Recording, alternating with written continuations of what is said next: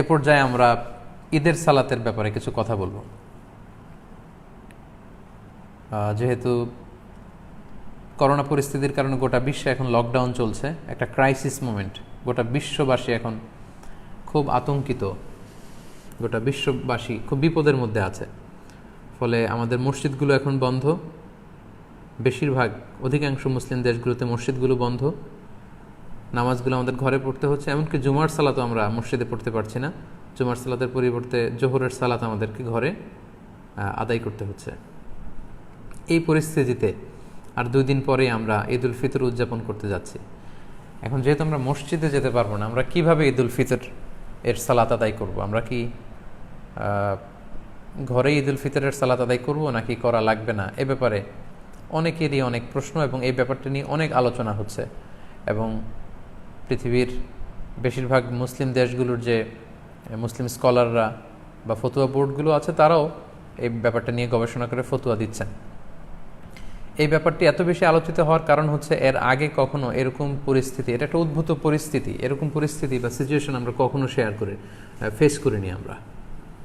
আমার এই জীবনে আমি কখনো দেখিনি যে ঈদের সময় আমাদেরকে এরকম আবদ্ধ থাকতে হচ্ছে। আপনাদেরও অভিজ্ঞতা যদি আপনারা শেয়ার করেন তাহলে একই অবস্থা দাঁড়াবে যে আমরা আমাদের পুরো জীবনে এরকম রমাদান কাটাইনি। It's a unique Ramadan and it's going to be a unique Eid celebration for Muslim ummah around the world. গোটা বিশ্বব্যাপী এটা আমাদের জন্য একটা ইউনিক ডিফারেন্ট ঈদ হবে। তো যেহেতু ডিফারেন্ট, সো এটার মাসআলাটাও একটু ডিফারেন্ট, যে আমরা ঘরে ঈদের সালাত পড়তে পারবো কি পারবো না, এই প্রশ্ন কেউ কখনো আগে করেনি বা করার প্রশ্ন আসেনি। তো এই ব্যাপারে আমরা সংক্ষিপ্ত পরিসরে কিছু কথা শেয়ার করতে চাই। প্রথমে আমরা বলবো যে ঈদের সালাতের হুকুমটা কি, এ ব্যাপারে আমরা জেনে নিই। আমরা জানি যে বছরে আমরা 2 বার ঈদ উদযাপন করি। আমাদের সবচেয়ে বড়, the biggest carnival and festival of Muslim community, আমাদের সবচেয়ে বড় ধর্মীয় উৎসব ঈদ উল ফিতর এবং ঈদ উল আজহা। এবং আমরা এই 2টি দিন ঈদের সালাত পড়ার মধ্য দিয়ে আনন্দ উৎসব শুরু করি। এই ঈদের সালাতের হুকুম কি, এক্ষেত্রে স্কলারদের মতভেদ রয়েছে, একাধিক মতামতের ব্যাপারে পাওয়া যায়। মালিকি এবং শাফি মাযহাবে ঈদ উল ফিতর এবং ঈদ উল আজহা এই ঈদের সালাতগুলো আদায় করার বিধান হচ্ছে, ওনারা বলেছেন যেটা সুন্নাতে মুআক্কাদা, মানে রেকমেন্ডেড সুন্নাহ, গুরুত্বপূর্ণ সুন্নাহ, যেখানে এমফাসাইজ দেওয়া হয়েছে। হাম্বালি মাযহাব মতে এটা ফরজে কেফায়া, অর্থাৎ এলাকার কিছু অংশ লোক যদি আদায় করে বাকিদের উপর থেকে এটার জিম্মাদারি কেটে যাবে। কিন্তু হানাফি স্কুল অফ থটে এটাকে আরও বেশি গুরুত্ব দেওয়া হয়েছে। হানাফি মাযহাব মতে ঈদের সালাত আদায় করা হচ্ছে ওয়াজিব, এবং শাইখুল ইসলাম ইবনু তাইমিয়া এবং ইমাম শাওকানি সহ আরও অনেকেই এই মতামতকে গ্রহণ করেছেন, অর্থাৎ ওয়াজিব, খুবই গুরুত্বপূর্ণ। যদি কেউ এটাকে তরক করে তাহলে সে গুনাহগার হবে ওয়াজিব তরক করার কারণে। এবং আমরা কোরআন সুন্নাতেও যদি একটু দৃষ্টি দেই তাহলে দেখব যে অনেক গুরুত্বের সাথে এই সালাতের ব্যাপারে বলা হয়েছে। আমরা সূরা কাউসারের 2 নম্বর আয়াতের দিকে যদি খেয়াল করি, সেখানে আল্লাহ তাআলা বলছেন ফাসল্লি লিরাব্বিকা ওয়ানহার। যদিও এখানে ঈদ উল আজহার প্রসঙ্গটা টানা হয়েছে যে নবী, আপনি আগে সালাত আদায় করুন আপনার রবের জন্য, তারপরে আপনি উট নহর করুন, মানে আসসালাতু আউওয়ালান ওয়ান নাহরু সানিয়ান। ঈদ উল আজহাতে আগে সালাত পড়ুন, তারপর আপনি জবাই করুন। তাহলে এখানে অর্ডার দেয়া হয়েছে এদের সালাত পড়ার জন্য। এবং সহিহ বুখারীতে একটি হাদিস আমরা পাই, উম্মে আতিয়া রাদিয়াল্লাহু তাআলা আনহা উনি বর্ণনা করেন যে আমারানা রাসূলুল্লাহ সাল্লাল্লাহু আলাইহি ওয়াসাল্লাম আন নুখরিজাহুন্না ফিল ফিত্রি ওয়াল আদহা। ঈদ উল আজহা এবং ঈদ উল ফিতরে আমাদের নারীরা যারা আছে তাদের সবাইকে নিয়ে যেন আমরা ঈদগাহে যাই, এ ব্যাপারে রাসূল সাল্লাল্লাহু আলাইহি ওয়াসাল্লাম আমারানা আদেশ করেছেন। ইট ওয়াজ অ্যান অর্ডার, রাসূল সাল্লাল্লাহু আলাইহি ওয়াসাল্লাম আদেশ করেছেন স্পেশালি। আল্লাহ তাআলা যেমনি সূরাতুল কাউসারে আদেশ করেছেন ফাসল্লি লিরাব্বিকা ওয়ানহার। এবং সহিহ বুখারীর এই হাদিস থেকে আমরা জানি যে আমারানা, রাসূল সাল্লাল্লাহু আলাইহি ওয়াসাল্লাম আমাদেরকে আদেশ করেছেন যাতে করে আমরা আমাদের নারীদেরকে নিয়ে ঈদগাহে যাই। আল আওয়াতিক ওয়াল হুইয়াদা ওয়া যাওয়াতিল খুদুর, অর্থাৎ যুবতী নারীদেরকে, এমনকি মেনস্ট্রুয়েশনাল পিরিয়ড চলছে, যেই বোনদের মাসিক চলছে, তাদেরকেও যাতে ঈদগাহে নিয়ে যাওয়া হয়, তারাও যাতে ঈদের আনন্দ থেকে, এই বারাকা থেকে মাহরুম না হয়। ওয়া যাওয়াতিল খুদুর, এবং পর্দানসীন বা অন্দরমহলের নারীরা, অর্থাৎ কুমারী নারীরা যারা খুবই লজ্জাশীল, তাদের সবাইকে নিয়ে যাতে ঈদগাহে যাওয়া হয়। فأما الحيض فيعتزلن الصلاة ويشهدن الخير ودعوة المسلمين। এখন যাদের পিরিয়ড চলছে, আল্লাহ রাসূল সাল্লাল্লাহু আলাইহি ওয়াসাল্লাম তাদেরকেও নিয়ে যেতে বলেছেন। এখন তারা তো পিরিয়ড চলাকালীন সময়ে তো নামাজ পড়া যায় না, কোরআন ধরা যায় না, তাওয়াফ করা যায় না, অনেক কিছু করা যায় না, তো তারা কেন যাবে? তো তিনি বললেন যে তারা যাবে, তারা যেন এই কল্যাণের সাথে শরিক হতে পারে, ঈদের আনন্দ যাতে সবাই মিলেমিশে একাকার হতে পারে, ভাগাভাগি করে নিতে পারে। ইয়াতাজিলনাল মুসাল্লা, তারা ঈদগাহে ঢুকবে না, ঈদগাহের বাইরে তারা অবস্থান করবে এবং তারা মুসলমানদের দোয়ায় শরিক হবে, এই বরকতে তারা শরিক হবে। তারপরে এক সাহাবী মহিলা অথবা উম্মে আতিয়া রাদিয়াল্লাহু তাআলা আনহা নিজেই তিনি আল্লাহ রাসূল সাল্লাল্লাহু আলাইহি ওয়াসাল্লামকে জিজ্ঞেস করলেন যে, ইয়া রাসূলুল্লাহ, ইহদানা লা ইয়াকুনু লাহা জিলবাব ক্বালা লিতুলবিসহা উখতুহা মিন জিলবাবিহা।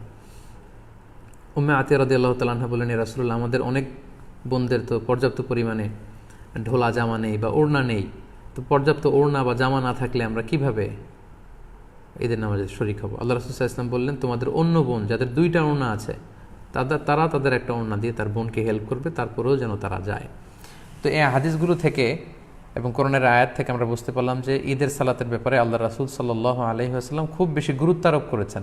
আমারও ইট was an order.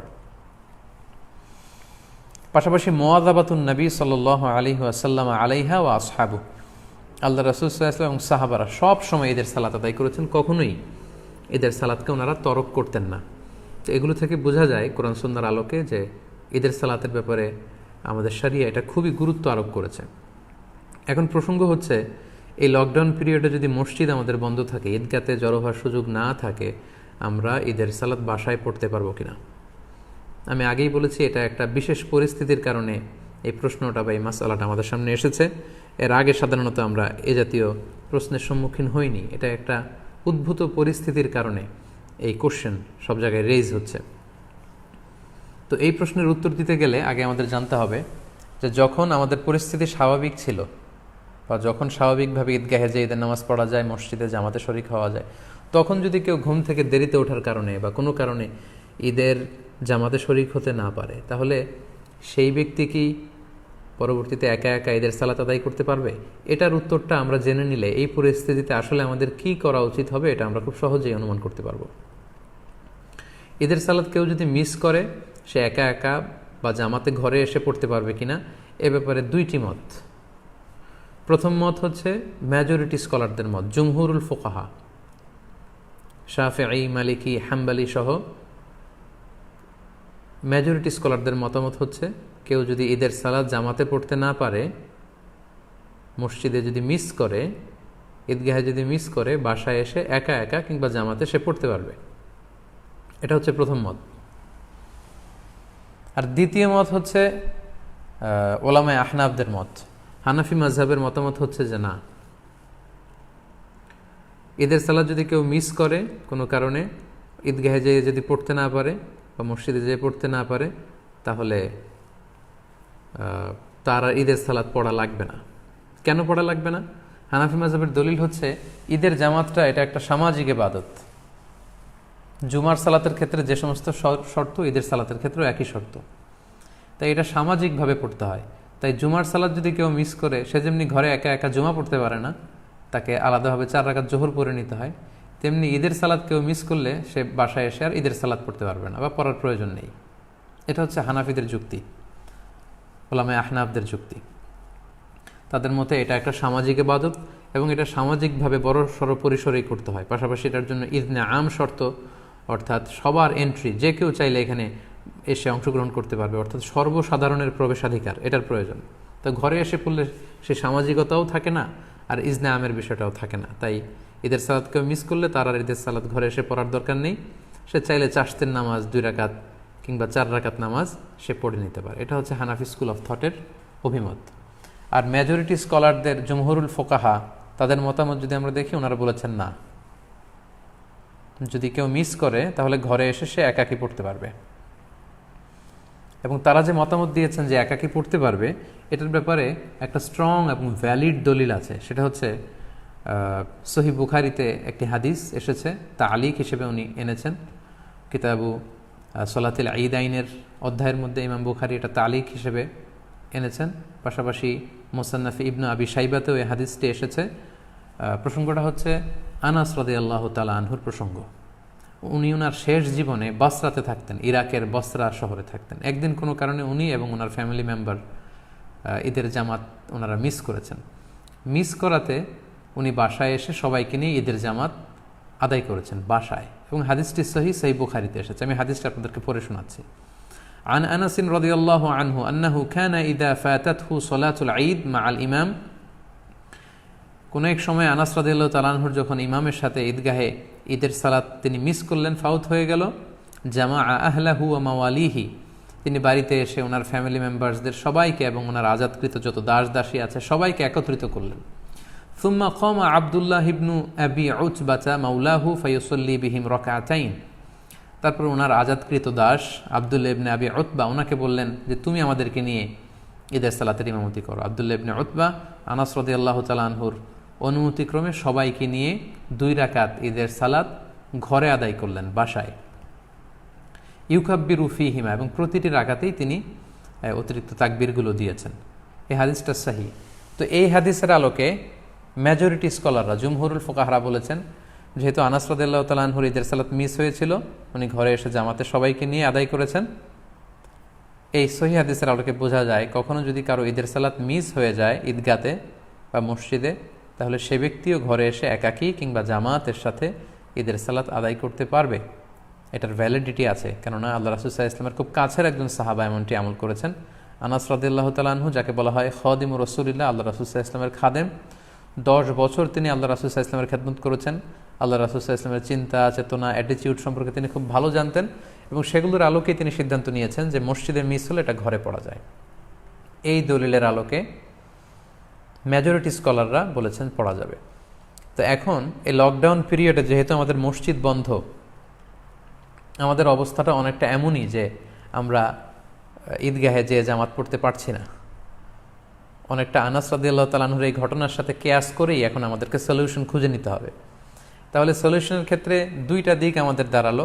Hanafi school of thought অনুযায়ী এটা একটা সামাজিক ইবাদত, এটাকে সামাজিকভাবে বড় সড়ো পরিসরে ঈদগাহে আদায় করতে হয়, এবং এটাতে ইজনে আম থাকতে হয়, সর্বসাধারণের প্রবেশাধিকার লাগে। এগুলো যদি না পাওয়া যায় তাহলে ঈদের সালাতের যে গুরুত্ব সেটা থাকে না, ফলে তার বাড়িতে এসে আর পড়ার দরকার নেই, 2 রাকাত 4 রাকাত নামাজ পড়ে নিলে হবে, নফল নামাজ।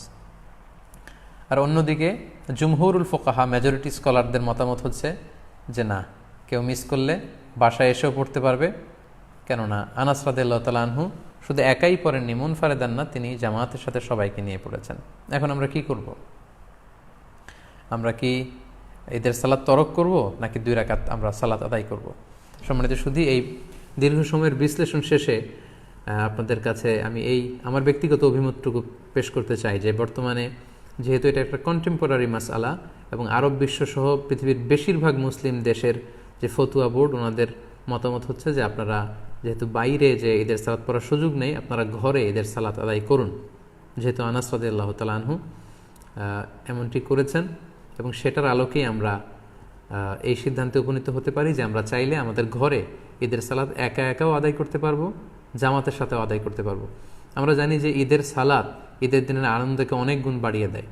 আমরা যদি ঈদের সালাত আদায় না করে এমনি নফল নামাজ বা চাশতের নামাজ 2-4 রাকাত পড়ি, ঈদের আনন্দ কিন্তু আমরা পাবো না। আমরা জানি যে ঈদের সালাতে অতিরিক্ত তাকবীর দিতে হয়, যেটা অন্য কোনো নামাজে নেই, ফলে এটা ঈদের জন্য একটা বড় আনন্দের কারণ, এবং এটা অনেক বড় একটা শেয়ার।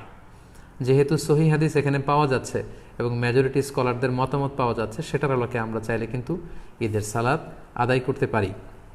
কারণ হানাফি মাযহাবে কিন্তু এমন বলা হয়নি যে আপনি যদি ঈদের সালাত আদায় করেন ঘরে এসে আপনার গুনাহ হবে, বরং হানাফি মাযহাবে এটাও সাজেস্ট করা হয়েছে যে ঈদের সালাত পড়া লাগবে না, বরং 2 রাকাত চাশতের নামাজ অথবা 4 রাকাত নফল নামাজ পড়ুন। তো সেক্ষেত্রে আপনি ঈদের সালাতে আদায় করেন, যেহেতু সহিহ হাদিসে সাহাবীর আমল দ্বারা এটা প্রমাণিত, মেজরিটি স্কলাররা বলেছেন। তো হানাফি মাযহাব অনুযায়ী আপনার ঈদের সালাত যদি আদায় নাও হয়, এটা তো একটা নফল নামাজ হিসেবে আল্লাহর কাছে কবুল হবে ইনশাআল্লাহ। তাই এই মতামতগুলোর আলোকে আমার হাম্বল সাজেশন হচ্ছে আপনারা ঘরে একাকী কিংবা জামাতে ঈদের সালাত আদায় করুন। যদি সুযোগ হয় বাসার ছাদে 4-5 জন মিলে, খুব বড় পরিসরে না হলেও 4-5 জন মিলে চাইলে আপনারা জামাতে আদায় করতে পারেন। আপনারা গোটা বিশ্বে বাংলা ভাষাভাষী যে সমস্ত ভাই বোনেরা আপনারা যেখানে আছেন, ওই দেশের নিয়মকানুন মেনে আপনাদের পরিসরে বাসার ছাদের উপরে হোক অথবা ঘরের ভেতরে হোক, আপনারা প্রতিদিন এই লকডাউনের পিরিয়ডে আমরা ফ্যামিলির সবাই মিলে যেমনি জামাতে সালাত আদায় করেছি। যেমনি আমরা বারবার ছবি শেয়ার করেছি যে বাবা যদি ইমাম হয় তাহলে ঘরে সালাতের বিধান কি, ছেলেরা পেছনে দাঁড়াবে, মেয়েরা, মারা, বোনরা পেছনে দাঁড়াবে। ঠিক একই পদ্ধতিতে আপনারা ঈদের সালাত আদায় করুন, শুধু কেরাতটা জাহারি পড়তে হবে আর অতিরিক্ত তাকবীর দিতে হবে। তো তাহলে আমরা এটাই সাজেস্ট করছি যে আপনারা ঈদের সালাত চাইলে ঘরে পড়তে পারেন, একা একাও পড়তে পারেন, ফাদ্দান আও জামাআতান। সেক্ষেত্রে আপনাদেরকে জানিয়ে রাখি, ঈদের সালাতে কোনো আজান দেয়া লাগে না, কোনো একামত দেয়া লাগে না। 2 রাকাত এবং আওয়াজ করে কেরাত পড়তে হয়। ফজরের 2 রাকাতে আমরা যেমনি আওয়াজ করে কেরাত পড়ি, আপনি আওয়াজ করে কেরাত পড়বেন। অতিরিক্ত কিছু তাকবীর দেয়া লাগে এবং এই নামাজের শেষে খুতবা দেয়া লাগবে না। যেহেতু খুতবা দিবে ইমাম সাহেব সকলের উদ্দেশ্য করে, তো ঘরে যেহেতু আমরা করলে সেই প্রসঙ্গটা আসছে না, তাই আমাদের খুতবা দেয়া লাগবে না। ঈদের সালাতে আমাদের অতিরিক্ত তাকবীর দিতে হয়। এই তাকবীরের প্রসঙ্গটা 1 মিনিটে শেয়ার করে আজকের লাইভ প্রোগ্রাম আমি শেষ করতে যাচ্ছি ইনশাআল্লাহ। আমরা জানি যে ঈদে অতিরিক্ত তাকবীর দিতে হয়। হানাফি মাযহাব মতে আমরা 6টা অতিরিক্ত তাকবীর দেই। প্রথম রাকাতে অতিরিক্ত 3টা, দ্বিতীয় রাকাতে 3টা। শাফি মাযহাবে অতিরিক্ত 12টি তাকবীর দেওয়া হয়। প্রথম রাকাতে 7টি, দ্বিতীয় রাকাতে 5টি। হাম্বালি আর মালিকি মাযহাবে 11টি অতিরিক্ত তাকবীর দেওয়া হয়। প্রথম রাকাতে 6টি, দ্বিতীয় রাকাতে 5টি। তো আমাদের বাংলা ভাষাভাষী যারা, বাংলাদেশে আমরা যেহেতু বেশিরভাগ হানাফি মাযহাবের অনুসারী, সো এক্ষেত্রে এবং এটার তাকবীরের সংখ্যাও কম এবং সবগুলো পদ্ধতি যেহেতু সহিহ হাদিস দ্বারা সাব্যস্ত, তাহলে আমরা 6 তাকবীরের এটাকে সাজেস্ট করতে পারি।